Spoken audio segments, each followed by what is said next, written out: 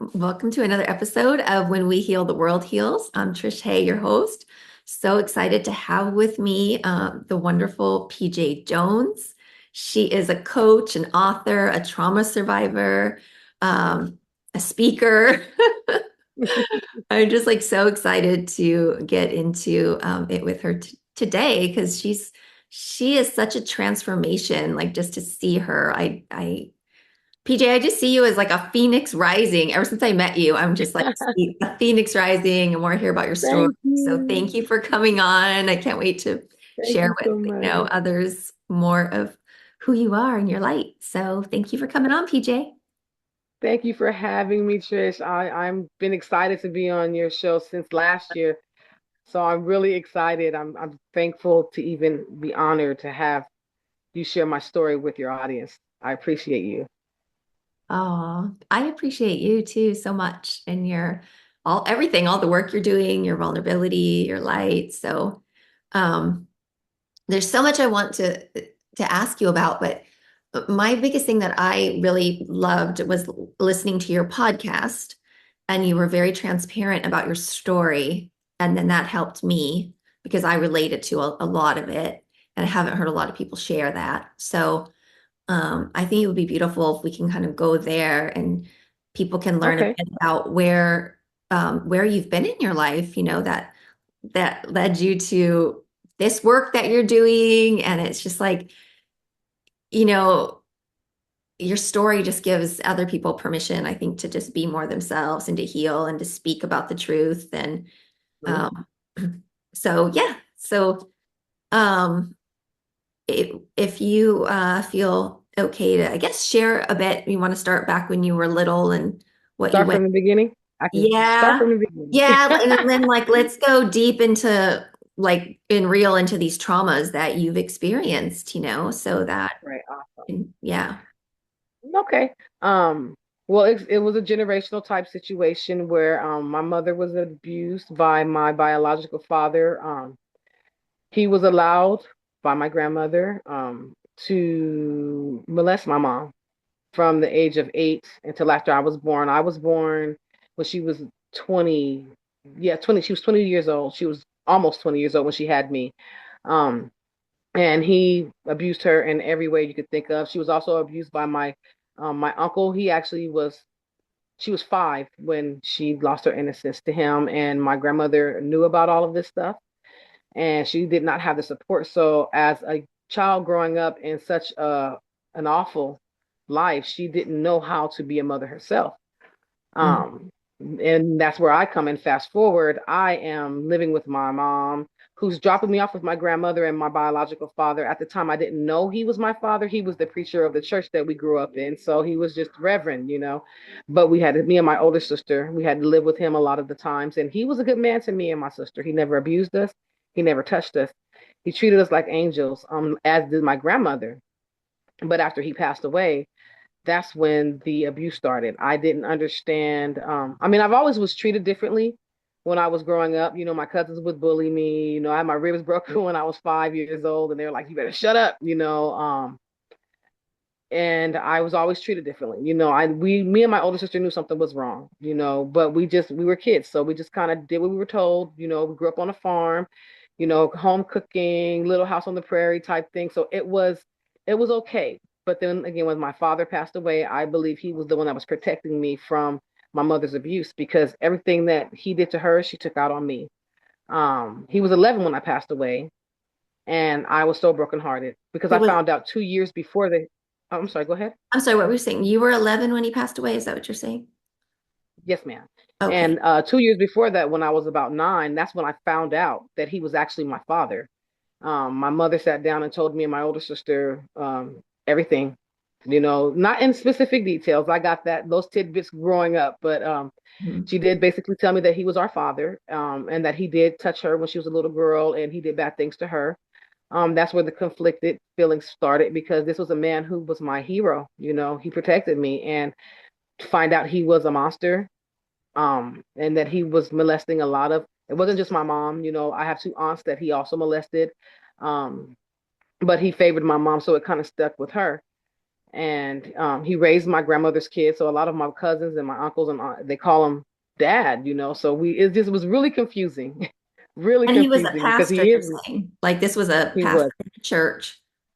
he was the pastor of a very known pastor in our area, very powerful man, and my stepmother, his wife, who knew everything was going on. Apparently, he was very abusive to her as well. He was born 1913. So back in those days, women, you don't leave your husband back in those days. So my stepmom stayed with him through a lot of it, a lot of the abuse that he was, putting on her and to my mom. Um, so she wasn't accepting of him doing this at all. It was something that was really forced, but she was like an angel to me. She never mistreated me. I never knew, like, when I say we were oblivious to everything that had happened until I was about 9. And it's like, okay, so when I was 11, that's when the abuse started. I tried to hang myself when I was in the 6th grade because my dad was my life. My dad was my life. Um, Again, he was a monster. I cannot take away what he did to the people that he hurt, his victims, but I mean, I only knew him as I knew him. So at the time, I knew him as this saint who was the head of a church, took care of his community. He gave back. Like, on the surface, he was a saint. He was a philanthropist. I cannot say that big word. He Mhm. was a giver. He always wanted to make sure that the people who were in need in his community had everything, especially his church community. So I didn't realize that he was a wolf in sheep's clothing. And Mhm. when I realized that was when my mom started to beat me. She let out everything she felt about my dad onto me. She, would sit on me, punch me in my face, beat me until I'm bloody in my face. She was a big woman at the time, and I was, 12, 11, and she would sit on my chest and just beat me, beat me, beat me, call me in the room. Mhm. And, yes, mom, what took you so long to come? I was in the bathroom. Who are you talking back to? She just would find reasons. You just like him. You just like him. And my mother is a lighter complected woman. She is, from what I was told, of Creole descent. Creole and Native American Indian descent. So she's a real light complected woman. My father was Haitian, so he's darker complected. I look a lot like him. Mhm. So she took a lot of that out on me as well. I remind her of him in my mannerism, the way I smile, the way I laugh. So she would just slap me, punch me, choke me, beat me in any way she could, stomp me out. I've had 2x4s to the face, whipped with knives, you know, it was really just, it was horrible.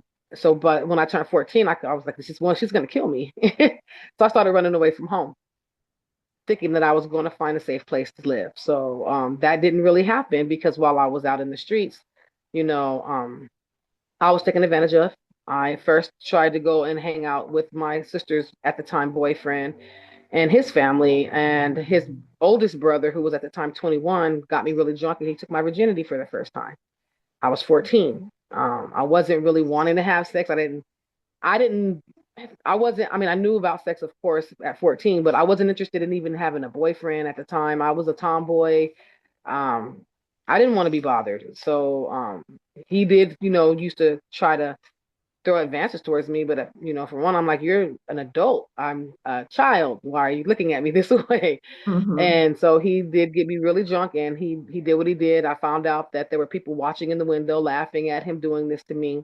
Oh. And I went home to my sister. I went home to my mom and told her what happened. And, when no one believed me, of course, you're lying, telling me that I'm making it up. He would never do that, even though he has a daughter with a girl that was like a year or two older than me. So obviously he would do that. And my mom beat me really bad, called me a whore. You're a whore, you're a whore. I'm just like, no, I didn't want to do this. He's an adult, mom. I'm only 14. And she beat me really bad. So I ran away from home again. And the next night after she did that, and 2 nights after that happened to me, I was sitting in the park because I'm like, I don't have anywhere to go. My mom basically made it seem like I was just this horrible child to everyone. Everyone thought that I was just my family. They didn't allow me to come and stay with them. They were like, we're not getting in that. So I'm at a park trying to go to sleep on a park table, and this homeless guy takes me to a bathroom, and him and four other guys, they proceed to gang rape me. Oh. 3 days after, 2 or 3 days after my virginity was taken. So I was like, okay, I'm just gonna go home because it's like I'm not safe anywhere. So I go home, but this time I don't tell anyone what happens to me because I'm afraid I'm gonna be beat by my mom again because of what happened to me when I told her how my virginity was taken from me. Um, so I just took a shower and I went to school like nothing happened. And I mean, and in school, I tried to do good in school. I had to keep up with my grades because I wanted to. My dream was to go to college. I was in the band. I was in ROTC. I was trying to do better with my grade. I was trying to keep my grades up. I wasn't a bad student. I was a decent student, and I wanted to get a scholarship so that I can go to a college and get away. That was my dream. I just want to go to college. Let me just make it through this, turn 18, get a scholarship, go to college, and just get away. But the beatings were bad. I couldn't. I'm waking up to them sometimes. They're getting worse and worse. I have to get up at 3 in the morning because my mom is also an alcoholic to the point where she is blackout drunk, but she's also a city bus driver. So I have to wake her up at 5 in the morning to sober her up. Me and my older sister have to, make her breakfast, get her ready for work so that she could be sober by the time she drives the buses. And then I have to go to school, do everything I have to do for school. Sometimes I have to stay after school because again, I'm in band, orchestra, I'm in the wind ensemble. I play like 4 instruments, 5 instruments, and then I have to go to piano practice after. Like I was doing everything I tried to do to try to stay out of trouble, but it wasn't happening. So my mom continued to find reasons to just to really beat me. Um, I got into a fight when I was in the 7th grade. Somebody just walked up to me, wanted to fight me, and I fought her back. I was on probation for attempted murder because I beat her really, really bad. Not because I wanted to, because I don't ever want to hurt anyone, but because I didn't know when to stop. I blacked out because I'm being beaten. And so I didn't know um, what happened. And that kind of fed into a lot of the way people thought about me. Like my family will still tell the story about how, oh, you knocked a girl eye out of her head. Okay, that's not funny to me. Don't tell that to my children, but they will. um, so to keep myself safe, I joined the gang because if I'm on the streets and someone in my gang sees me, they're not going to allow me to be gang raped. But some of these guys are adults and they were no different than the guys on the streets. So you could trust some, but you can't trust everyone. So I just kind of had to pick my battles and I did what I had to do to survive for years. I had to start selling drugs because I couldn't go home. I could not go home. No one would hire me. Um, I stayed in school until I got into a fight and was expelled because I fought a lot because people just wanted to fight me. Like the person that Miss Trish, this is my personality. It's always been my personality. I've always had a big old smile, but when I was younger, I would get slapped. What are you laughing at? What are you smiling at? What's so funny? So they would try to beat that light out of me, and it's like, no, I'm not gonna let you do that. So I tried to run. I'm not going to let you beat this out of me. I'm not going to let you just tell me that it's wrong to be happy. I'm not going to let you tell me that it's wrong to be loved. I'm not going to let you tell me that it's wrong to love. So I ran away. I went to Child Protective Services and said, "Hey, you see this black eye? You see these scratches on my neck? My mom's doing this to me." They were like, "Well, I'm sorry. There's nothing we can do for you because you don't have an open case." They closed the door in my face. I was 15 years old. Called the police because I had a criminal record because of the first fight I got into. Well, you're a bad kid anyway. So your mom, they told my mom, beat her. I'm just like, I never gotten in any trouble before or after this. Like, seriously, come on now. Look at my grades in school. Look at what I'm doing. No, no, you're on probation. So beat her. She needs to be disciplined. So she'll drag me in the house and she'll beat me because now she knows she can get away with it. No one's Wow. gonna help me. So at 16, I met my ex-husband. He was 23. He used my situation to try to take advantage of me. He would pay for hotels because I'm just tired of sleeping in the streets, tired of sleeping in people's houses, waking up with guys trying to touch me. I thought I was safe at a friend's house. She would stay with her dad. I go get a drink of water in the middle of the night. He tries to do something with me. So it's like everywhere I go, someone's trying to. So I was tired.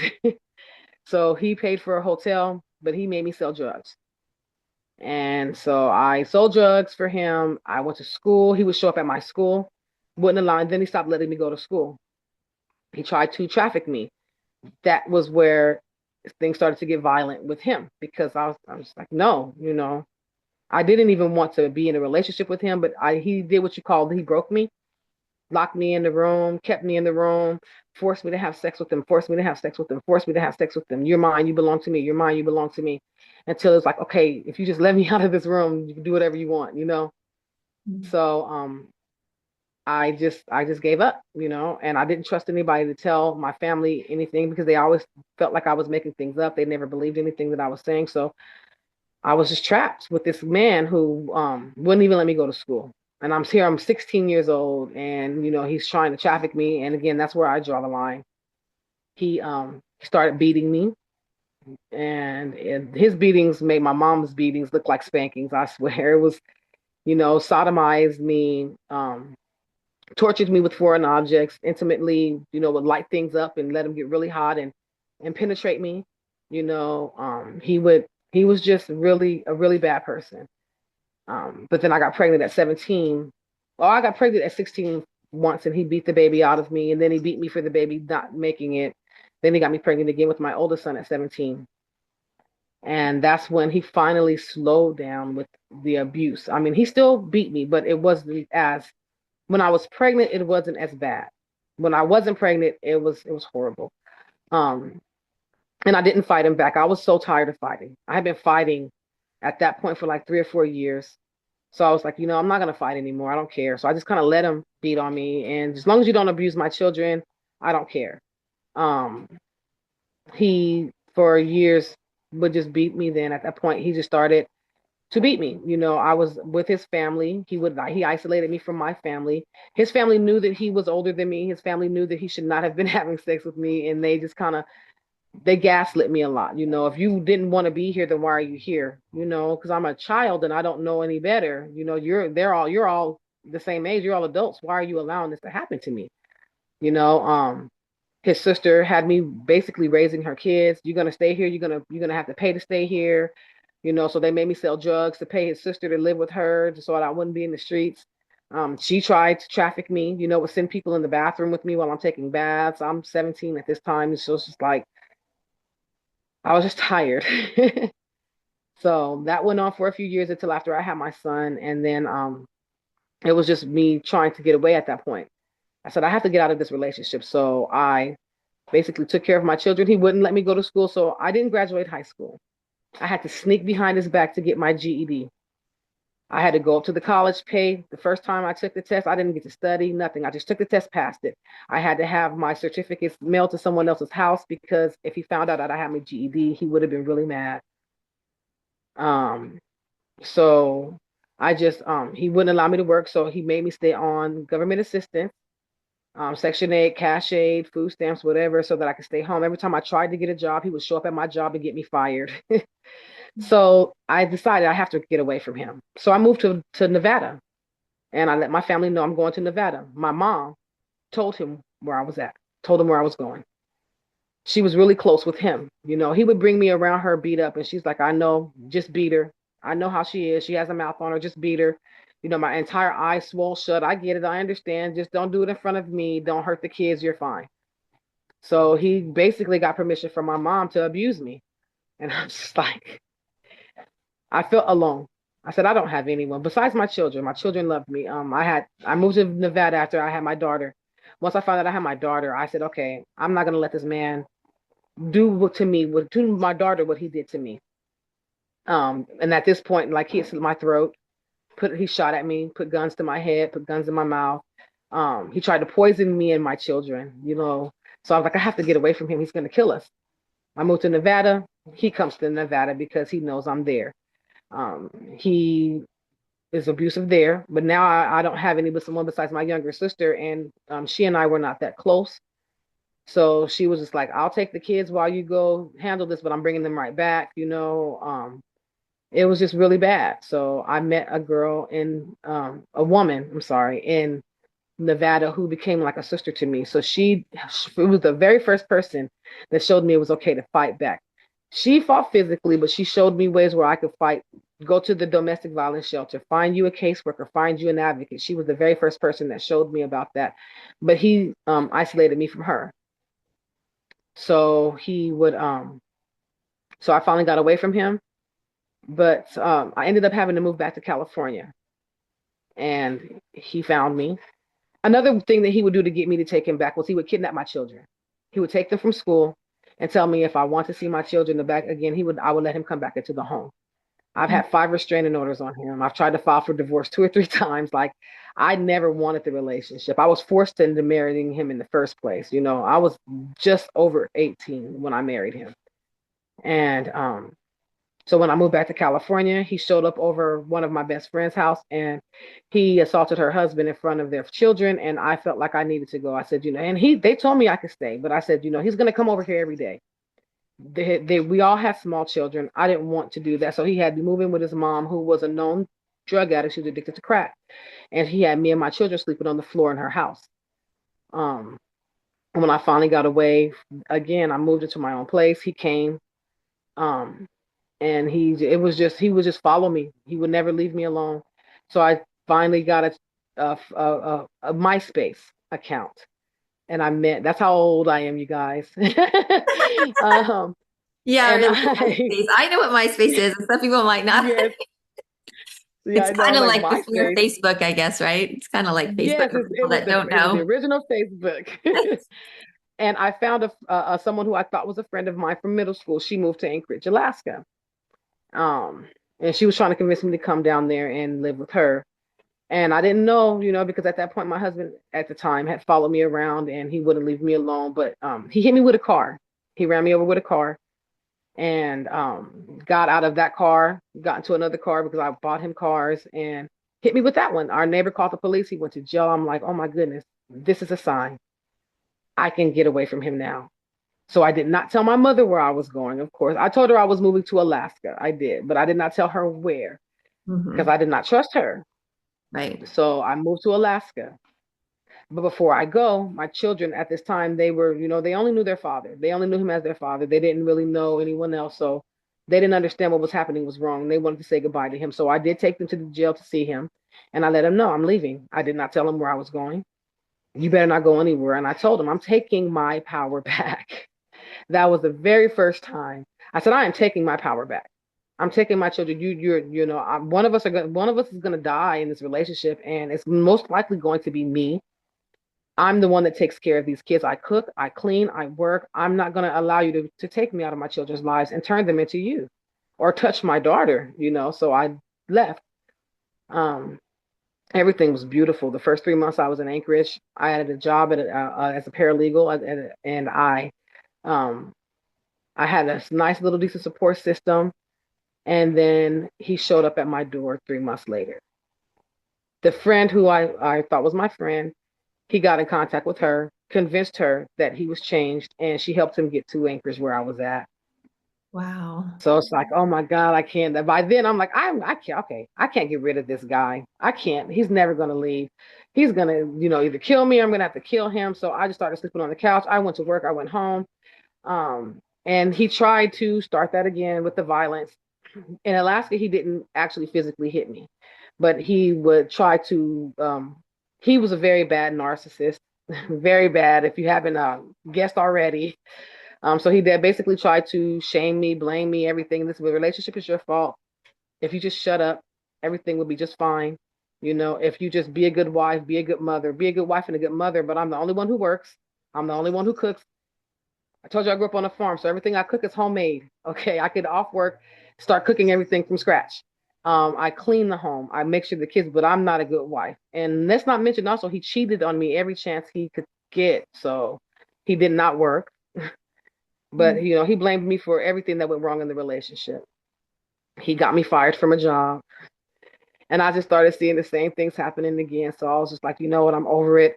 I started to a new job and I had security tell him, like, hey, don't let this man come in here. He is my husband, but we are separated.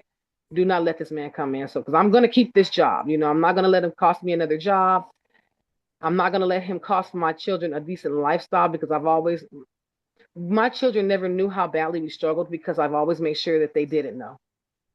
You know, Hmm. there was always food on the table. There was always a roof. They always had decent clothes. We always had transportation. They never really understood how hard it was to really do everything that I've done, and I wanted to keep it that way. So I finally was in a position where I had a decent enough job to live comfortably. I was not going to let him take that from me. So I started to take my power back. Um, he thought I was cheating on him. So he threw all of my stuff out of the house. So I got my children in the car. We drove off. Now it snows in Anchorage. We live in Alaska. Yeah. Um, he got mad because he didn't have a car, so I bought myself a Blazer and gave him my Volvo. It wasn't good enough for him. He tried to run me off the road in that car, so I drove past the police department to try to get him arrested. My son called the police. They told me they had him, and come to find out, he had a warrant in California because he left on parole without permission from his parole officer. So they kept him in jail for 3 months. And I'm thinking, yes, I'm finally free. I'm free. He's gonna go back. Just let me see my kids. I'm like, I'll let you see your kids before you go because now in my mind, you're going to go. I'll let you say goodbye to your kids because I am a nice person. I'm not an evil person. I didn't ever want to, take his children from him. I just wanted him to be a better father, Hmm. which would never happen. So 3 months later, come to find out that the warrant, they let him sit in jail too long and the warrant expired. So they had to release him. So he Oh. shows up at the door and I was just like, again, okay. So his parole officer calls me, explains to me what the situation was, and said, I need your help in getting him. This time we'll make sure he gets, sent back to California if you just help me. I said, if I help you, you need to get him out of my life, please. So I did. I gave them my address. I gave them the times that I was not at home, the times my children were at home, and we had a secured building. I left the door unlocked, the downstairs door for them to get inside of the building so that they can get him out of the house, the bounty hunters. I did everything I could. Come at this day, this time. I made sure they knew when to pick him up, and they came and got him, and they took him back to California. They took him back to California. I was like, oh my goodness. The first 6 months, I'm just sitting at the door staring at it, waiting for him to knock. He's gonna come back. He's gonna come back, but he didn't. But during this time, I was free from my relationship, but I didn't have a support system. So I had everyone telling me, you're free, you're free, you're free. Let's go party though. No, no therapy for your children. Let's go party. So I'm gonna say 6 years after, I was away from my husband, I made a lot of bad decisions. I did not ever stop working. I did not ever become a bad mother. I never allowed anything to come to my home. I always made sure the bills were taken care of. My children were loved by me. I took them on vacation. We went driving all over Alaska, hiking, fishing. But on the weekends, that was my time. The partying became me abusing myself, not understanding that I wasn't taking care of myself. The drinking. I didn't drink like my mom, so I'm not an alcoholic, but yes, I really was. I was just a social alcoholic. So I changed one bad habit to another. The first was me accepting the abuse. The second was me doing these, I was being very promiscuous, trying to find anyone who would tell me that I was beautiful. Man or woman, it didn't matter. You tell me I'm beautiful, you tell me anything I want, and I am going to have sex with you. I didn't want to be in a relationship with anyone. I just wanted to have sex, to feel something. I didn't feel anything. I had no emotions. And I used sex as a way to try to find some way to feel. I was afraid to give my heart away because my heart was so broken by my mother, by my ex-husband. So I'm like, well, let me just give something away that didn't matter because I was taught that that part of my body didn't matter. Um, so for 6 years, that's kind of what my life was until I met my current husband. And I don't know why. Actually, I do know why. I decided to go back to college. And I was like, my dream was to get a degree. I may not have it the way I wanted it, but I'm going to get a degree. So I started going to school online. Thankfully, online school became a thing because in our day, Miss Trish, we had to go to college. So we had to work in the daytime, go to college at night, Yeah. and still Yep. manage children at home. So when online college became a thing, I'm like, oh, a blessing, yay! So I jumped on it. I jumped on the opportunity to be able to go to school online. So I'm going to school online. I moved back to California because my mom told me she was dying, and she was not. Nope, that was not the last of the. I moved back to California twice. The first time is because my mom told me she was dying, but she was not. She lied because she wanted my kids to come back to California. I was still separated from my ex-husband, but that's when he kind of lost it. I hadn't seen him in 2 years, so I did regain my power. He went crazy. He started kidnapping my kids again, showing up at my house. This turns into stalking. So now I do have a restraining order on him. So I'm calling the police on him. I'm doing everything that he's trying to kill himself. And when he's trying to kill himself, I'm like, okay, let me call the police and send him to your house because I'm not coming over there. I'm not falling for his tricks anymore. I Mhm. now have more confidence in myself to know that I don't need that marriage anymore. So he tried to burn my house down with my children in it and with me in it. So I Wow. said, okay, I'm going back to Alaska. And that's when I moved back to Alaska the second time. And every time I'm in Alaska, I'm partying. I'm doing things that I shouldn't be doing. But again, my children are happy. I even go to church every week. So I'm like, I go to church every Sunday, so I'm fine. Gave Mhm. myself excuses for my negative behavior. Um, and then my kids were like, I can't do this anymore. And they wanted to be closer to their families. We had all of our family was in California, their cousins, my aunts, my uncles, everyone that they knew. So I said, we're gonna do this one more time. If he does this again, we're not ever moving back to California again. So we go back to California. We were able to stay there longer. The first time we were only there for 8 months before we had to leave. It was that bad. And I let him know if I come back here, I will leave again and you will never see me or these children again because I had sole physical custody of the children. And the judge allowed me to let him see them at my discretion. If you're not doing well, if you're not changing, you don't go to therapy. And he was also addicted to drugs as well. You don't get yourself together. I will not have you around my children. The third time we moved back to California, it wasn't as bad, but it was more verbally abusive, and he started to be more aggressive with my children, telling them he hates them. Okay, you guys aren't my kids because he's asking them questions like, "Do you feel your life will be better off without me?" By now, my two younger children, they really don't know him. My oldest son remembers all the abuse, so they told him the truth, like, mom's been taking care of us all of our life, so we'll be just fine. Okay, well, if y'all, I hate y'all, get out my house. Okay, thank you. So we kind of just decided we're going to go back to Alaska, you guys. This isn't going to work. This is not going to work. So I didn't have to rush though, because again, he wasn't as aggressive or as violent because I'm not going to lie. I was fighting him back. He did try to fight me and I did fight him back and I did call the police. I did. He did put me in jail. But when I went to court and they seen all of the history between us, the judge was like, "No, I had a really good judge. Let her out. Why is she even in here? Did you guys not look at their background? This woman is fighting for her life basically." And he let me go. Thankfully, again, I had a really good judge. And he, realized I would fight him back. And once he realized I would fight him back, he never laid a hand on me again, ever. Right. And my son actually at this time was like 15 Mhm. and he was a boxer. So he knew he knew that he couldn't. He knew I wasn't alone anymore. So the fighting stopped. But then it was more of the verbal abuse. And we didn't care at that point. It was just like, okay, well, we're moving back to Alaska anyway. So we moved back to Alaska right after I started school online. And I I knew that this was it. I said, okay, I'm never going to see this man again. And I just knew this was it.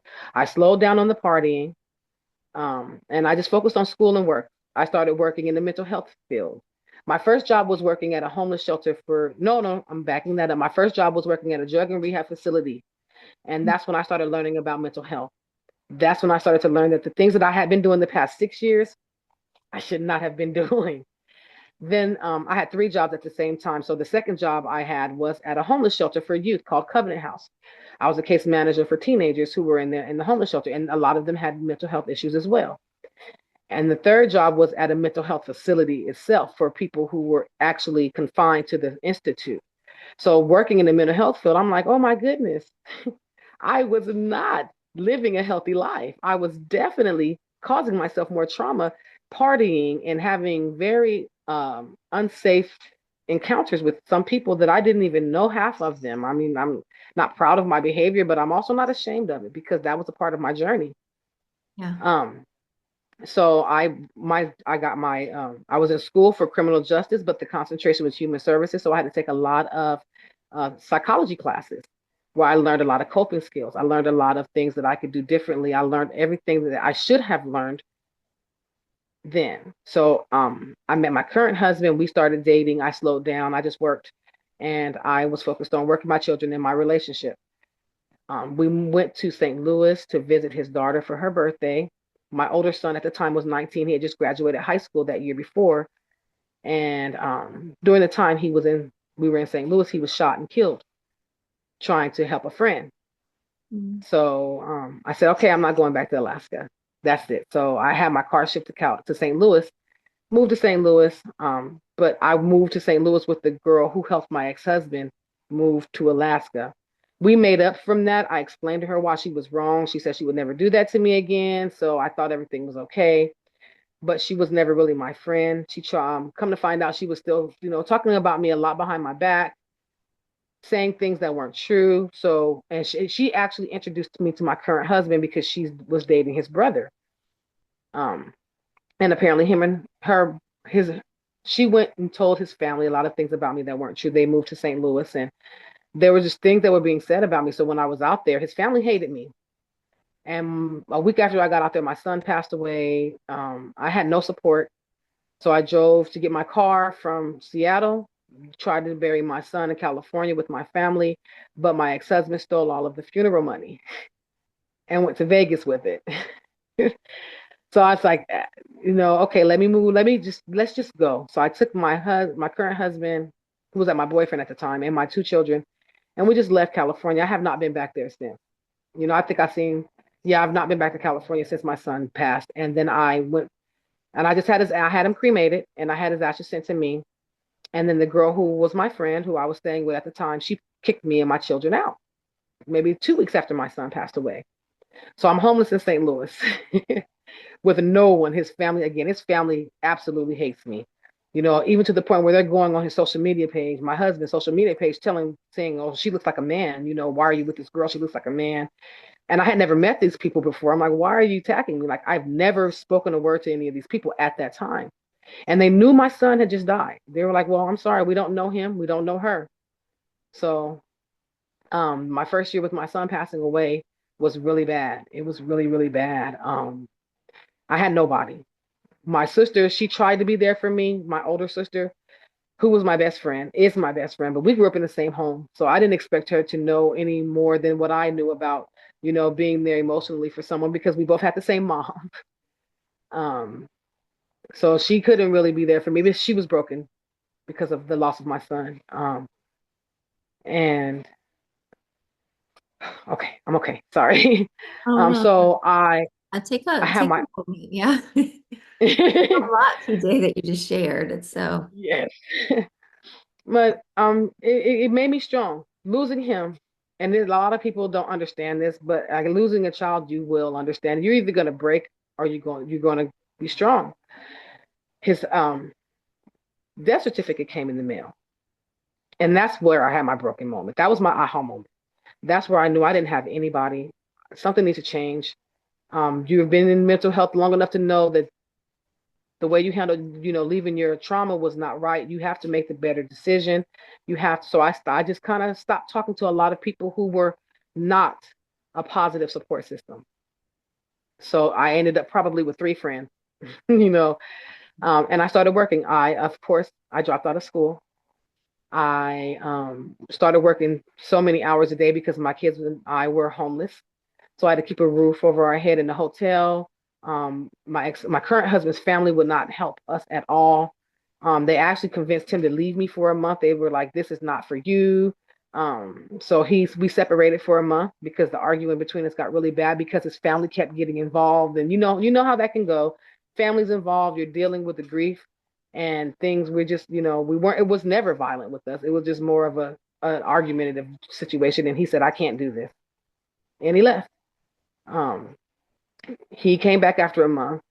I really don't know why he came back, but he came over every day. He helped me with my daughter. He picked her up from school. My middle son was in Job Corps at the time, so he helped me out. He didn't completely abandon me, but he separated from me. He made sure that we were okay. If I was low on money, he would bring food if he could. So he didn't. But he did, and he did separate. We did separate from the relationship. After a month, we rekindled the relationship, and I moved to Texas, and I began my healing journey from there. I re-enrolled in school. I got my bachelor's degree in criminal justice with a concentration in human services in 2019 December. Mhm. December 2020, December of 2020, I got my master's degree in business administration. And during that time in Texas, I started therapy. Um, and everything seemed to start working better. I started working for the state of Texas. I got a job as a child protective service worker because that was one of my dream jobs. I will never turn a child away. You tell me your mother is beating you, I'm going to try to find a way to investigate that. Yeah. If it's not if I can't find any findings, anything on it, but I will never shut my door in a child's face who comes to me with bruises and bloody noses and telling me that they're being abused at home. So I kind of saw my dream, but working for the government, they have a lot of constraints. There's so many things you can't do. You Yeah. cannot help as much as you would like to. And I didn't know that. I wasn't aware of that. That could have been why that woman closed the door in my face. And I thought that that was going to help me, but it didn't. So I tried another job. Didn't help. All in human services, adult protective services, mental health caseworker, patient safety officer. Like I've worked my way up the ladder. To where I'm running meetings and I'm on paper everything that you think I should be. I have 2 degrees. Actually, I have 4 degrees. I have 2 degrees in cannabis. One, my bachelor's is cannabis science and technology. My master's is in cannabis science and therapeutic management, to where I can actually tell you what your body needs, what strain you need, for what and how to do it, give you medicinal herb without it being the hallucinogen type topicals, everything that. So I love to learn. And nothing was actually helping me, because had to move back to St. Louis because my current husband's mom was sick and she ended up with COVID. We moved back to try to help her, even though she did not like me, but that's my husband's mom. So we went back 3 days after we, no, a month after we moved back, she passed away from COVID. So now I'm back in the city where no one likes me, but this time it's different. I have my own place. I have a job. My children, we are all stable. I have my transportation. So it's like, even if they don't like me, I will stay over here in my little bubble and just do everything I need to do. Um, so I did that. I worked. I took care of my granddaughter was born at that time. My adult children were adults, and we all just kind of took care of each other. And I was still depressed. And 3 years ago, December was 3 years. I tried to kill myself. Everything is kind of so. I got a gun. I just because in Missouri everyone has a gun. So I got my gun, my husband's gun, and I was going to kill myself, but he stopped me. He took the bullets. He set me down. He kind of talked to me like, what are you doing this for? He thought everything was okay because again, I'm working the dream jobs, but they weren't dream jobs because I couldn't help anybody. I couldn't do anything that I needed because of all of the constraints that the government puts on you. I miss my son. At that point, I have so many people that I love die. My support system, one of the main people in my support system, she died. My uncle, who was one of my support systems, he died from COVID. My friend died from sickle cell. My uncle died from COVID. COVID took a lot of people from me. Um, then it was just like I can't do this. My cousin, my favorite cousin, the only person I had growing up who didn't treat me like I was a leper because of the situation with my dad. He was more my brother. He died, and I wasn't able to make it to their funerals because I was in Missouri helping my husband. Be there with his family, and then his family's telling me basically, they're talking to me at this point, but now they're like, your family's not worth you going out there to see them. You need to be here because if you go, he's going to go, and he needs to be here with his family. And it was really, really, really bad. So I tried to kill myself, Mm. and he stopped me. I took a leave of absence from work because I do think that working in the government for the government was a big contribution to a lot of my depression. People think government jobs are this beautiful thing, counseling, therapy, and it is. It can be, but it's also very stressful. Excuse me, and very depressing. So I took a leave of absence and I used my insurance to start seeing a therapist who was more like a life coach. She introduced me to breath work. She introduced me to journaling. Dr. Robin, I love her so much. She introduced me to confronting my past. She introduced me to affirmations. She introduced me to reframing, neuro linguistics programming. And but she's a therapist, but she's one of those that does things her own way. She Yeah. introduced me to meditation. And I just felt it. I do not knock therapy. I've gone to therapy for years and Yeah. it works for some. It did not work for me. I was on medication. She put my therapist, Dr. Robin, she put me on medication until I was able to calm the anxiety down while she was teaching me how to calm the anxiety down myself, what teas I can drink. St. John's wort is my best friend. Ginger is my best friend now. I drink those things but before I didn't know anything about any of this. And those are the things that I use now to bring me back. The Hmm. affirmation saved my life because she said, "Woman, you have 4 degrees. You have survived some of the worst trauma in the world." I mean, I'm sure that there's plenty of people that have gone through way much more. I've actually know of a few that's gone through way worse than I have, but you're going up and you survived that. You still took care of your children. You did not abuse your children. You're not an alcoholic. You're not a drug addict. Like she basically taught me how to affirm who I am, what I am. And she's the reason why I agreed to start sharing my voice.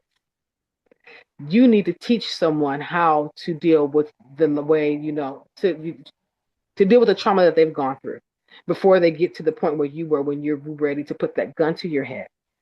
She was the one that told me I should write a book, which is what made me write my book. She was the one who basically guided me through so much. And I don't see her on a regular basis, but I email her often and to thank her, you know. So last year, after I was working with her for about 2 years, I said, okay, I think I'm ready. And I moved to Costa Rica. That's how I ended up here because I was in Missouri this whole time. So I moved to Costa Rica. I quit that federal job that everyone's like, are you serious? Why would you not want to work for the government? Because on paper, I mean, it pays well. Hmm. I left a very decent financial life. We had a nice house, two, three, I think we have 4 cars. I sold all my cars, beautiful furniture, sold all my clothes, all of the material things that I felt was weighing me down. And I came to Costa Rica. I don't think I've been happier. I started my YouTube channel first, and then Hmm. I started my podcast, which is where I met you, Miss Trish. And that's when I decided I started meeting all of these people in this community. Like, Miss Trish, I have not been doing this a year. I have not been doing this a year at all. April will be my year that I started this journey in my life. And I just dove in.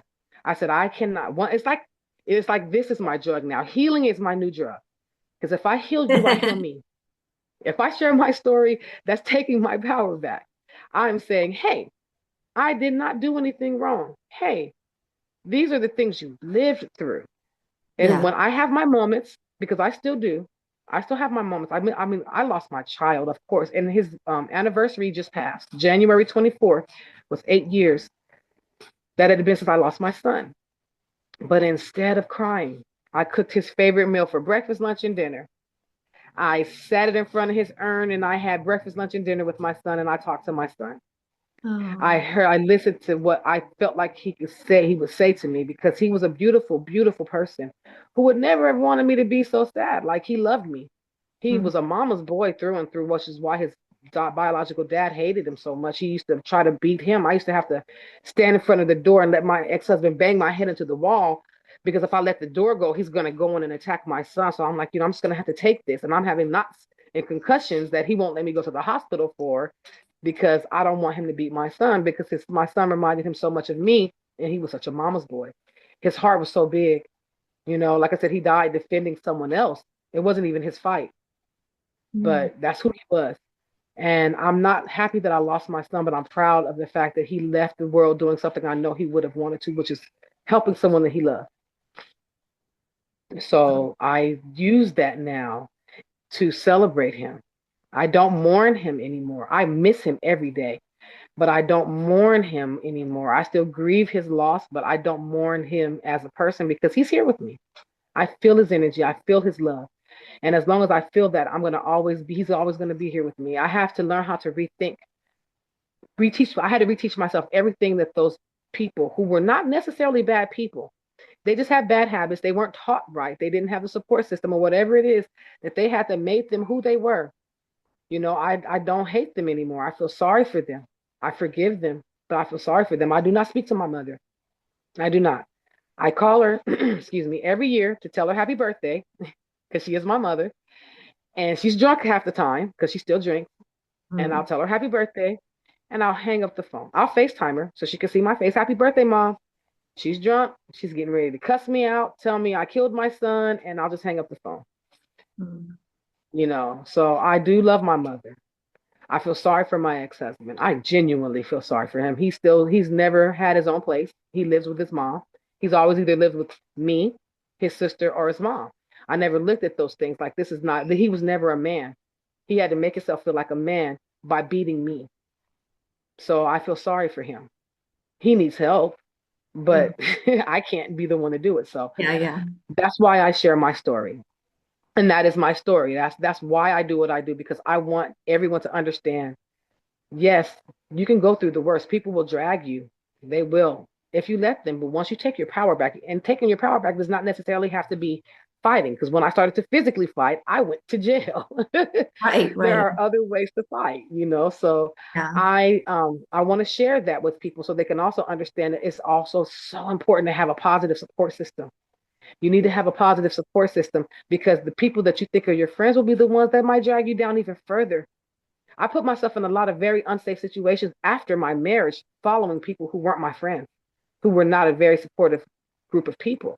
right, right. So that's kind of why I do what I do, because I want to be the one to let you know, even if you do make those mistakes, it's okay. Get up, Yeah, reset, meditate, breathe, think about what you did, write it down, figure out how to do it again. And if you make another mistake, it's okay. I went back to my ex-husband a few times because I was programmed that that's all I was worth. A lot of yeah, people go back to their marriages and feel like I am a horrible person because I went back. No, you're not. You're human. You have a heart you love. You want this person to change, yeah. but they're not. They're not. If they're not getting the help to change, they're not going to change, and you can only help you. That's the whole reason why I do this. I'm sorry that went on way longer than I expected it to go. Oh, I love it. I was like, I don't want to interrupt you because it's like so good. But what I really just see so much with your story is like what you've lived through is like, especially now, like you're saying you've done this, like you have so much like self-compassion and self-love and like um but somebody had to come into your life to even show that to you. Like you had no parent, you had no safe people. No. And I think it's important for anyone hearing that your story that have been through any of this, like what's important is that self-love, that compassion, like you said, being willing to stand alone, which is hard, because especially like you said, when you're a kid and you didn't have anybody, even when you're grown, you're reaching, you keep trying to find people and and you may not know that some of their behavior is even wrong, but even if you Yes. know some, you accept some stuff too, because it's like, well, you don't want to, you want a connection because we're like made to connect, right? And have community. So Yes. I think that's like so key. But a lot of what I feel passionate about too is just like raising awareness of the fact Yes. that this, all these traumas you went through, like you said, it's intergenerational. Like there's so many Yes. layers to it. And then I Yes. think it's a very common story that, we're abused as children, and then we get in a relationship with an abuser. And then, Mm-hmm. like, and then once you are in that thing, like you said, you're just trying to like survive, especially once you have Yes. children, you're like, how do I get food, get them to school, just to keep shelter? It's just like survive, survive, survive, and no chance to like even process your feelings and Yeah. what you like going through. And but you really, I just when I think about like traumas, like you went through them all, I mean, it's like, I mean, I'm not saying, like you said, we can't compare our traumas to other people, but Yeah. I do think it is powerful that for someone to see like, wow, PJ went through all of that. Like you really, you know, you didn't even to have the impact of like CPS didn't even help you, like you had nowhere to go, no one helped you. It's like, um, that's that's something that I want to be different in the world, and I'm curious if Yes. that's why when you're talking about working for the government, it's just like um the systems and stuff that are out there, like children are not being protected. And No. that's so hard because I also want to like help kids. And then I experienced that the Hmm. CPS, Child Protective Services, they don't do anything because they can't or they're burned out. I don't know all the situation. Like you sounds like you know A more little into. bit of all of it. Yeah, it's burnt. They have policies in place that prevent the caseworkers from actually doing the real work. And then, I mean, from experience, I got burnt out having Yeah, to take a child from the home from a mother who she smoked some marijuana and she should not have. But this man is molesting his daughter, and you guys are going to let the child stay in the home. I yeah, mean, yes, it was a burnout. It was too much. The policies make it impossible for you to be able to help the ones that actually need the help. I mean, yeah, of course you should never smoke cannabis around your marijuana around your child. No. right, But right. the child is not showing, displaying any signs of abuse. There's food in the house. The mom has a full-time job. Mhm. Make her take drug tests, make her go to AA meetings or Narcotics Anonymous, get her off of the drugs, or have her do it in a more healthy way, something, but don't take her child from her. But you leave a child in the house with a predator. It's really, that was confusing to me. It was Yeah, really confusing. yeah. No, that would be so hard. I can't even imagine like to know that and you can't do anything about it, especially when you Yeah. it. But it's so beautiful, and I see this in a lot of people that you've been through something like that, and you're just like, I want to help. I want to be that person that wasn't there for me. Mhm. It's Mhm. like, but it's like now you've done the work on yourself so that you can be there too. It's like in the ways Yeah. that we can, like through your podcast and you wrote your book and everything you're doing. And like, um, I feel like I'm just for myself too.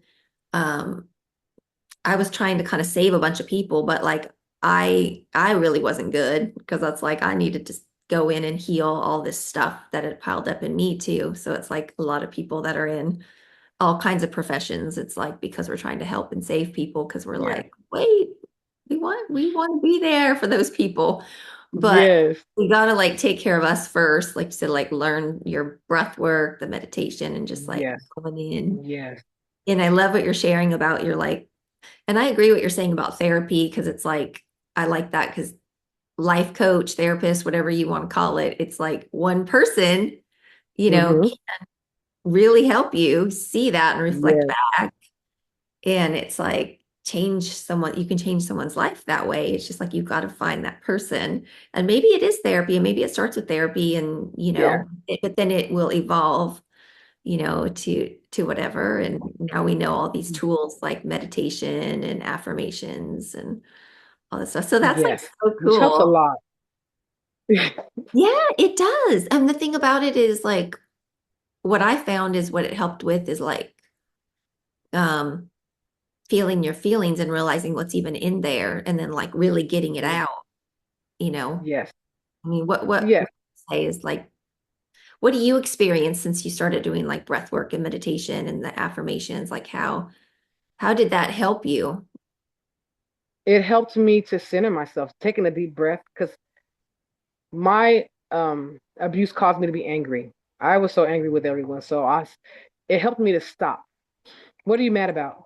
You have to, it's like stop, breathe for 15 seconds and ask yourself, how do you want to respond to certain situations before you respond? So it helped me control, it helped me control how I responded to situations when I was angry, when I was hurt, when I felt betrayed, because I argued. I turned myself into this big brick wall and I let nothing in it. And if I felt you even remotely try to disrespect me or my children, I always try to validate my anger by saying it's because you tried to assault or attack me first.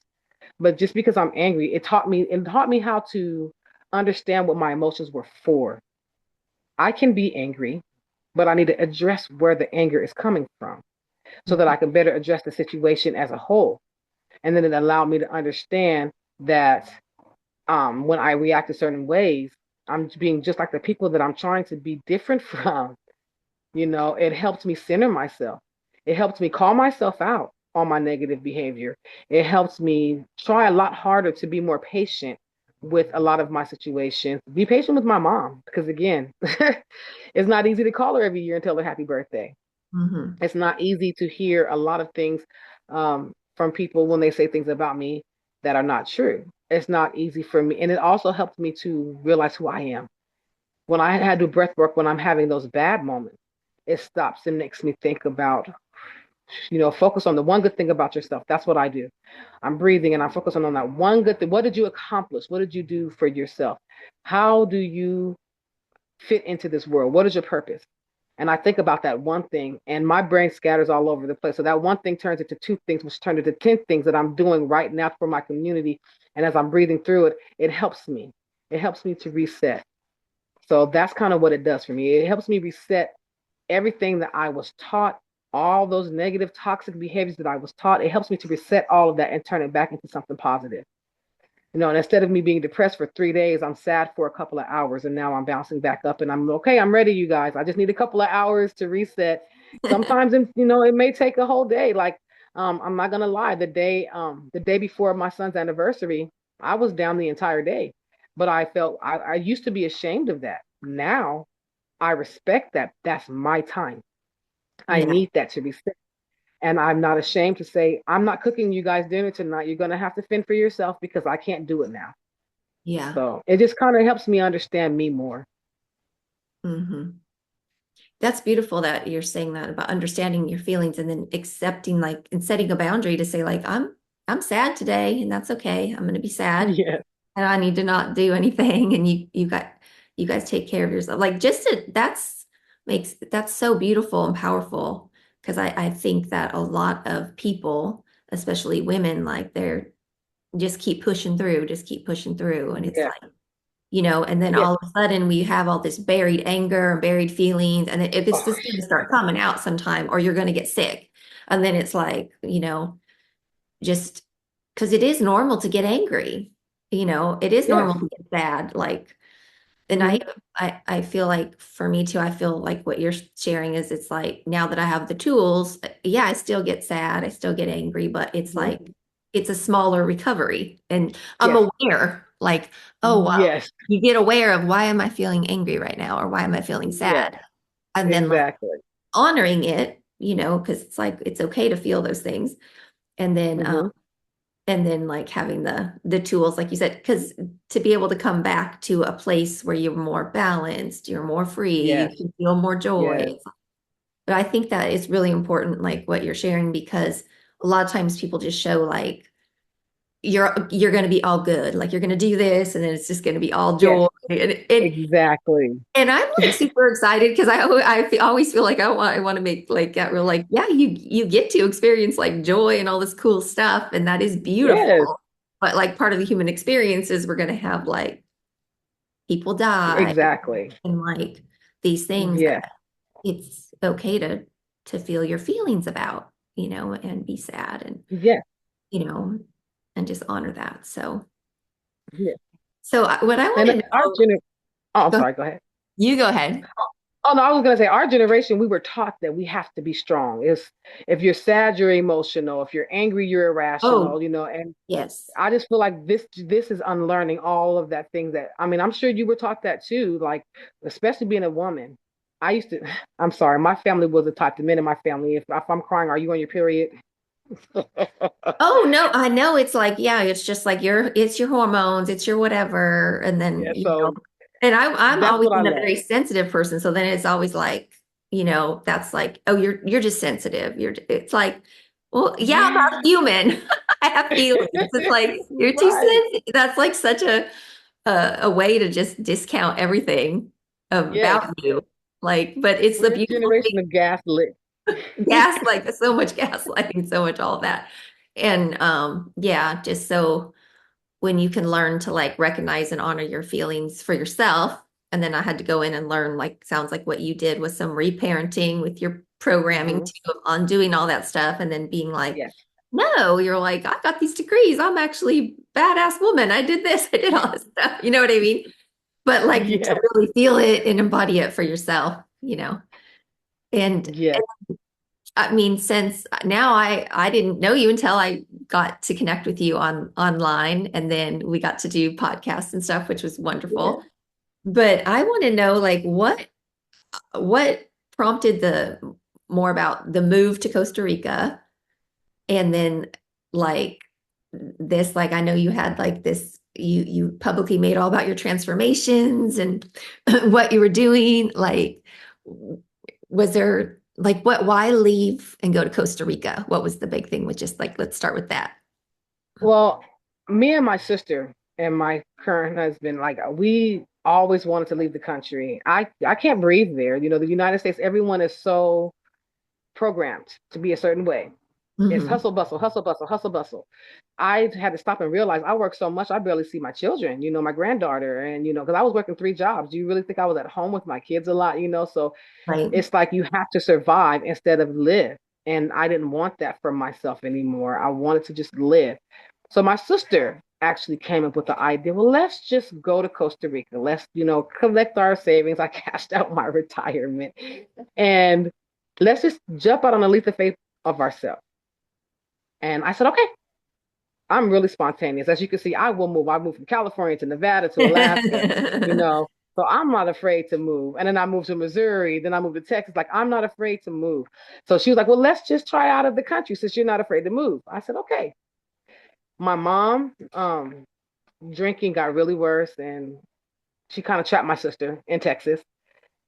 So I was like, I already bought my tickets to Costa Rica, so I'm leaving. Because it was her idea to move here. Me, her, and my Yeah. husband, we were all going to move here and buy land and basically just start a community of like-minded individuals like yourself or me who just want to leave the hustle and bustle and be at peace, work from home, be expats and have a community of healing.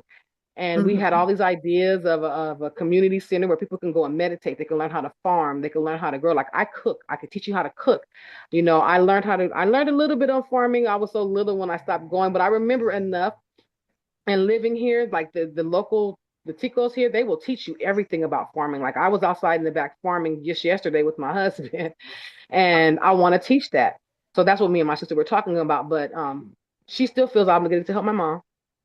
I do not. So Right. she stayed in Texas because they moved from California to Texas. And she stays in Texas, stayed in Texas with my mom. And I just came here. My kids said, we'll go with you. We'll come with you. So my children bought their tickets and my granddaughter her ticket, and we all moved to Costa Rica. I quit my job, got my savings. My daughter, she has her online. My son has his child support because his daughter's mom abandoned her when she was 3 months old, but she pays her child support. So we were like, okay, and we all live in a little community of in a very small little town of people who just love to help. So they kind of inspired me because I didn't know how long I was even going to stay. I'm like, okay, well, we have this cushiony nest eggs. If we got to go back home, I could always get a job. My husband always, we can always just go back to my sister's daughter has her CDL. My son, he has, Yeah. we can always go back. So we just kind of took a chance. And I said, okay, I'm going to start you guys. I'm going to start telling my story. You guys, I asked my kids first because this story affects them as well because Right. it's their biological father. I said, are you guys okay with this? They were like, we don't even know him. You know, Yeah. I think that my daughter, last time my daughter lived with him, she was like 4. She's almost 24 in a couple of weeks, so she doesn't really know him. My son, he's like 16 months older than her. So they don't really know him. So they're like, no, share your story. So they've been my biggest support system. And they just they take care of me right now. And they're like, you stay here, you do this. We're going to make sure you do everything you need to do to spread your message to the community. And it was just the support that I received. And it was, I don't know, it was just like the universe said, this is your time. It's your time to go down here. And ever since I've been here, I've been happier. So I'm a spontaneous person. I am very spontaneous. I'm not gonna lie. I might go to Bali and be like, you know what, Miss Trish, I'm not leaving Bali. I'm gonna send for my family and we're gonna live here. I'm really spontaneous like that. If the energy Huh? feels right, I will be there. If it's, but no, I'm not. I'm gonna come back to Costa Rica. I love it here. But so it was my sister's idea. She said, let's go to Costa Rica. I said, okay. I bought my tickets. I bought my husband's tickets, and then she just kind of said, no, mom's going crazy. She's homeless. She lost her job. She lost her this. I'm just like, oh, okay. And I left. I said, when you're ready. So that's what I'm here for. I'm actually in the process of looking for land to actually, because I'm everything I told you that I want to do, I'm doing. Yeah. And my husband actually lets me, he said, "Did you realize everything you set out to do, you've done ever since I've known you? Everything you said you wanted a degree, you got four. You wanted these jobs, you got these jobs. You wanted to go to Costa Rica, you did it. You want to start a community, you're going to start a community. And now I'm in a position to start a community, to purchase a piece of land and just kind of that's where I'm at right now. We're gonna do that for the community and but the retreats, the life coaching, all that just came throughout the time of me doing this. I never planned on being a coach. I've never planned on being a speaker. I never planned on having a podcast. I just wanted a YouTube channel where I just shared a little bit of neuro linguistics programming and let it go. But someone's like, you should do this. And I just kind of jumped in with both feet and took a chance on myself. It's awesome. I'm so glad you did. Thank you. Thank you for doing that. And like you said, like we just need to know our next step and follow it and just keep going and then see, what happens. Yeah. And Yes, of course. that's like exciting. I'm excited to go and check out Costa Rica because I know for now I'm like, oh, I want to move to Bali, but then I'm like, well, I haven't been to Costa Rica yet because that's kind of like, let me see, and then check out Costa Rica too because I've heard that's like so beautiful as well. So I'm Oh, like, it is so beautiful here. Oh my goodness. It is so beautiful. I mean, right outside my door is just trees, trees, trees. It's beautiful. Just walking in nature. It's not like that in the tourist areas. I don't live in a touristy area. I live like 3 or 4 hours away from San Jose, which is the near, and then 4 or 5 hours from Guanacaste. I want to stay in a small community because that's where you're going to find real, authentic people. And it's beautiful. The food here is awesome too. Oh my goodness. oh, that's cool. Thank you for sharing that. That's like inspirational for me too, because I don't think I shared this with you, but I also feel like I felt called for a long time about just having land and like growing our own food and like all that kind Yes, of stuff. And then just being, like you said, like a supportive, like a family, like a community, yes, where like, yes, everybody shares their gifts, like like you're. yes, So I love that. Like with meditation, breath work, sit around a yes, fire, whatever it is. But yes, I feel like it's going to be needed. Like we used to live communally like that more so. And I yes, think that is where it is going to go in the future, that we're going to be needing more places like what you're building. And so I'm not surprised that like came on your mind too, because it's like so important to have like who we surround ourselves with, like you're sharing too. It's yes, like be around people that inspire you, encourage you, listen to you, validate you, exactly. that's so important. Okay, so then you started your podcast, and then I know that was very powerful. You already did like your first season, right? It's already done Yes, for. yes. Yeah. And okay, share the name of it so people, and I'll It's link called Insights of a Survivor. Insights of a Survivor. That's right. Insights of a Survivor. Yeah. So we'll link everything on here that you've done. But there's like so much because then I know you just had Yes. a summit, and then like you Yes, said, like everything's just like happening for you. It's yes. really beautiful. And Thank you. and then you just had a summit. Yeah, I have another one coming up in March to celebrate International Women's Day. Okay, And wonderful. and the retreat that I'm going to have July 19th through 26th here in Costa Rica. That's so cool. And I'm going to your retreat. Yes, you are. Yes, you are. I cannot wait. I cannot wait to meet you in person and hug you. Yeah, it's going to be awesome. It's going to be so cool. So I'll make sure and link all this so everybody could see Well, I have a about. link tree because I do so much. I ended up having to create a link I tree can just put your so that link they could. tree so everybody can find Yes, you and all the different stuff that you're doing. And I love it. Yeah.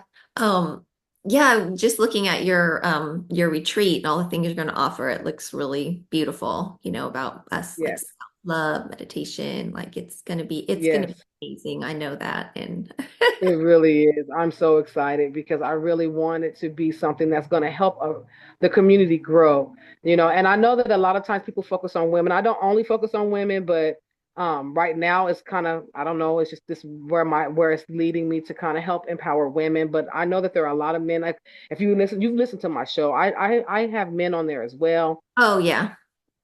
So my one of my retreats I'm planning is probably going to be a little ways down the line. It's just going to be an embodied community retreat where it's just everyone is welcome who's suffered any type of trauma, and we Yeah. can have everything. But like right now, I don't know. It's just the age of the women. I love women and I love men, but I'm just trying to uplift and empower my community of beautiful, strong women.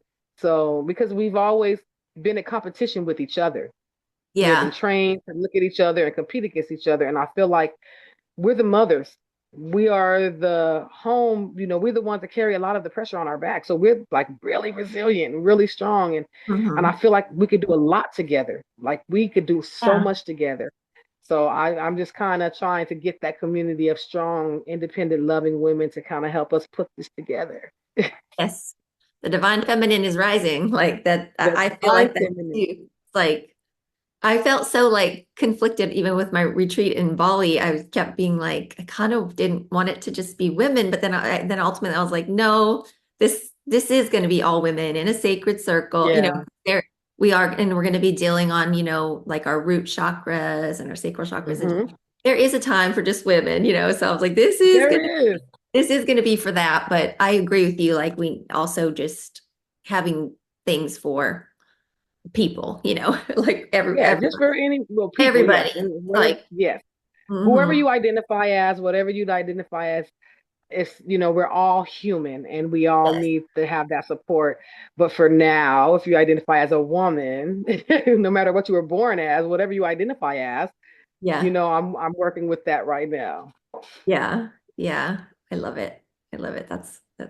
I agree. I feel like there's these places that we need to come together right now as women to really heal together, right? Like you healing all of your things that you've been through. And I know healing, like we're always working on our journey on healing, but Yes, it's like you getting into that place and you got your coach and you start working, and then it's like you blossomed out to like then you can like create, and then you're yes, like, oh, I'm gonna now. So that's why I feel like if we can support women and help them heal, yes, then they are going to be able to just get rid of whatever's blocking them and be like, well, what yes, do I want to shine in this world? So it's just going to be exactly. women popping up everywhere, all the more empowered. And Then they that's can say exciting. That whatever is they so want, exciting. who knows what Yeah, it might exactly. be, but Exactly. You got to keep it going though, because we have to let it start somewhere. And then once you feel more comfortable, if you want to spread your wings, go put your wings around some more baby birds and help them guide them up to be, powerful phoenixes. yes, yes, absolutely. Phoenix is rising. Yes. Okay, so I know you've got, tell a little bit about all the stuff that you do, because I know we kind of touched it. You wrote a book. I Okay. wrote a book. It's called A Place to Belong. The Mhm. author is Perry Jasper. It's a pseudonym to protect my family because again, they didn't all mistreat me, but I do want to tell my story, and it starts with my mom. Well, with my grandmother really, but I don't know her story. Okay. Um, so that you can find in Amazon.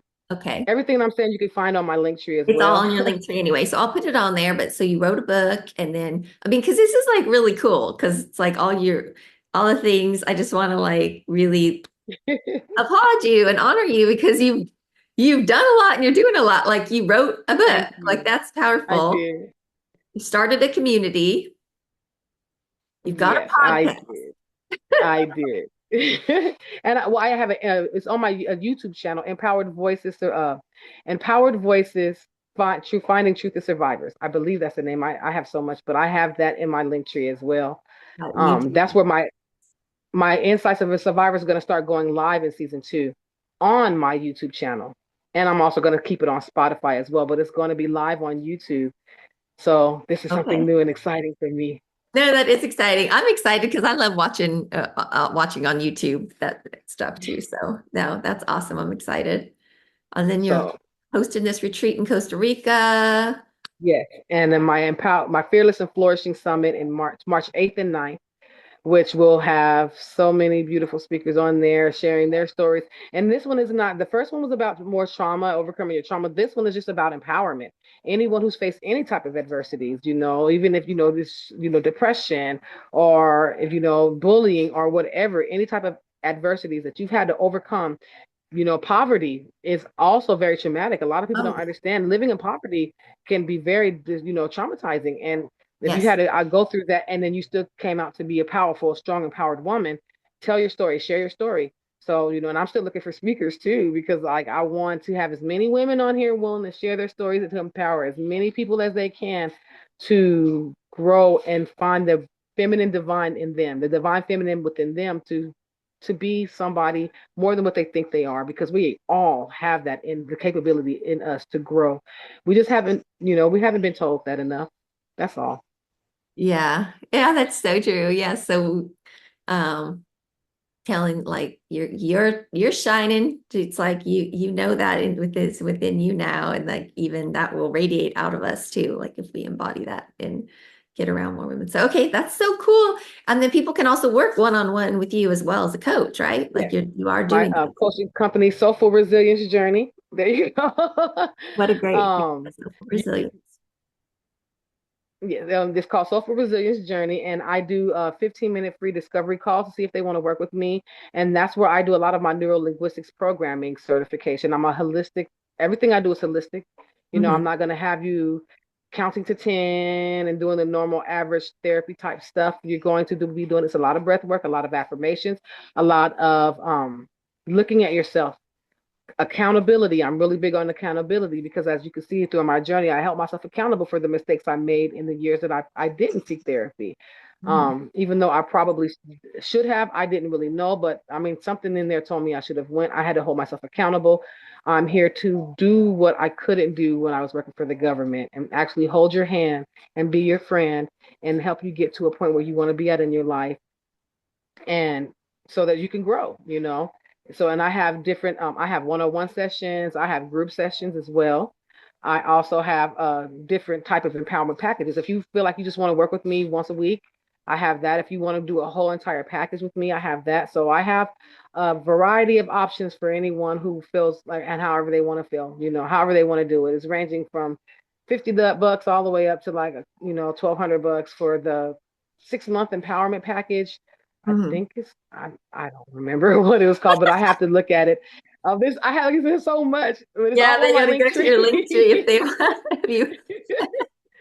And you are welcome to schedule a discovery call with me for 15 minutes. Um, a lot of people who are going to my summit, I'm actually giving them the option of having a 30-minute to an hour discovery call with me, depending on how they go. If they purchase a VIP ticket or not, they can either do 30 minutes or an hour discovery call. They can have a whole session with me, and we could sit down and we could discuss, everything. I also have journals that I have on Facebook, not on Facebook, on on Amazon that I created. Shadow journals, affirmation journals, things that helped me, you know, even as far as, because I had a lot of weight on me. I had to go through the gastric sleeve surgery because my knee busted out on me, but I still have to keep myself physically fit. A lot of people think that you go through bariatric surgery and you can just sit there and lose that weight. No, you can gain it right back. You have to stay fit.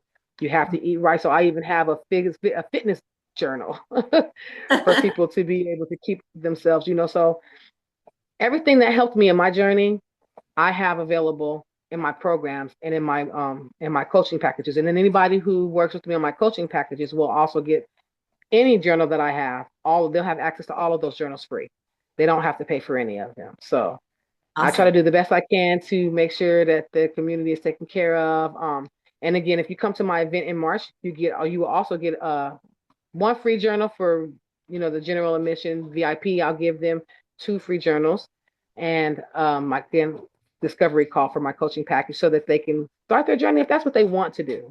It's all Right. what you want to do, and that's another thing about my coaching. It's client based. It's what's comfortable for you. If you're not Hmm. willing to talk about your story yet, if you're not willing to share that yet, and you really only just want to journal it. If you're not ready to go to the next step, if I'm right here, however long you need me to be here, I will check on you. I will get on your nerves. I will, I'm not really good at texting every day, but I will be like, hey, out of the blue, how are you? You know, Right, right. so when I take on a client, I take it on as someone, like I said, with the woman who helped me. She was more than just a person looking at me as somebody that is a paycheck. She was my friend. She would call me at 1 in the morning to make sure that I was okay. She would wake me up at 6 in the morning to make sure that because I set goals for myself, and one of them was to get up every morning and wake and make up my bed. She would call me, "Are you up making up your bed?" Mhm. Yeah. So that's kind of I'm learning. My coaching style is going to be based off of what I've actually experienced that helped me, and I'm Mhm. going to use those tools to try to help anybody in my community. That's beautiful. You've got mind, body, spirit, soul, like the Yes. Because it's physical all body. connected. We're all connected. It's all It's all connected. We connected. got to work on it all. But like wherever you are, like you said, take one baby step, whatever it is, if that's journaling Yeah. or reaching out with the call with you, whatever it is. My goal is to start doing chakras. I heard you saying about I'm actually certified in chakra therapy, but I'm not comfortable enough yet. I haven't practiced it enough on myself yet. So that's next. Okay, well, when you come to Bali, also because I've got someone working, well, I myself can like clear chakras, but I've got someone who's like really working with her special quantum healing technique to Ah, really clear out like blockages that are in your system, like letting go of I old can't wait. negative stuff that just gets, Ah, stored, just releasing stuck that, in and it's there. gonna be in Bali with that. So Oh, I'm so yeah. excited. I So the cannot universe wait. is just Okay. like, oh, here, PJ, you want to learn more about chakras? There you go. Yes, now I'm super excited. Ah, Oh my gosh. uh, Okay, well, thank you so much for coming on today. And you really embody like when we heal, the world heals. That's you, you healed and you're just thank out you. there impacting everyone and living your mission and your purpose. And I'm Thank so you. blessed to know you. And thank you for sharing your light, your journey, your story, your everything with us. Thank you so much, Trish. I really, really am excited to see you. And it was really, really beautiful to see you again. You have a light about yourself. You have no idea. I stalk you on Instagram all the time.